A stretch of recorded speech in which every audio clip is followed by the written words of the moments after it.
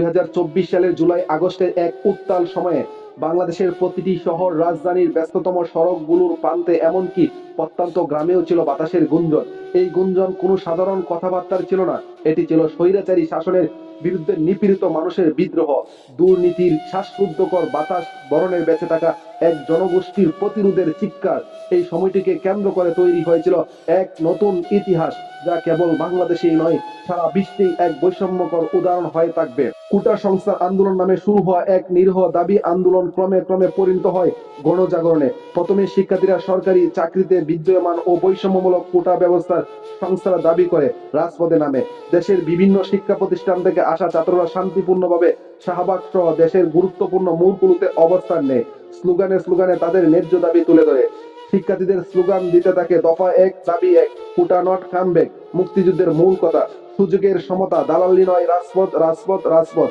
জেগেছে রে জেগেছে, ছাত্র সমাজ জেগেছে, লেগেছে রে লেগেছে, রক্তে আগুন লেগেছে, কোটা পতার বিরুদ্ধে ডাইরেক্ট অ্যাকশন।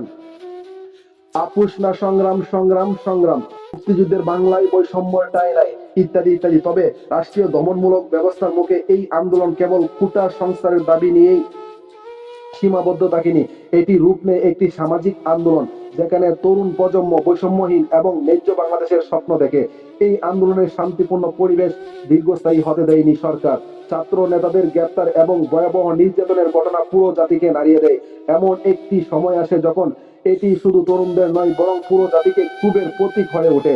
সরকার ইন্টারনেট সংযোগ বন্ধ করে দমন পীড়ন চালিয়ে আন্দোলনকারীদের নিবৃত্ত করার চেষ্টা করলেও এর ফল হয় উল্টো। আন্দোলন আরো বেশি দূর ও বিস্তৃত হতে থাকে।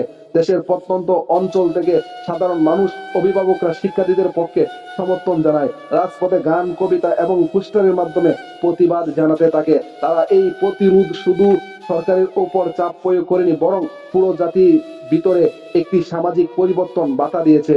শাহবাগ হয়ে ওঠা এই আন্দোলন কেন্দ্র করে ঢাকা সহ বিভিন্ন শহরে শিক্ষার্থীদের একত্রিত হয়ে মোড়ে মোড়ে অবরোধ সৃষ্টি করে। রাজপথের শিক্ষার্থীদের পাশাপাশি সাধারণ মানুষও যুক্ত হয়। বাংলার ব্লকেট নামে পরিচিত আন্দোলন এই দাব সরকারকে আরো বেশি চাপে ফেলে। এরই মধ্যে আন্দোলনের সহিংস দিকগুলো উন্মোচিত হয়। আইন শৃঙ্খলা বাহিনী ও দলীয় ক্যাডারদের হাতে সাধারণ শিক্ষার্থীরা চরমভাবে নিগৃহীত হতে থাকে।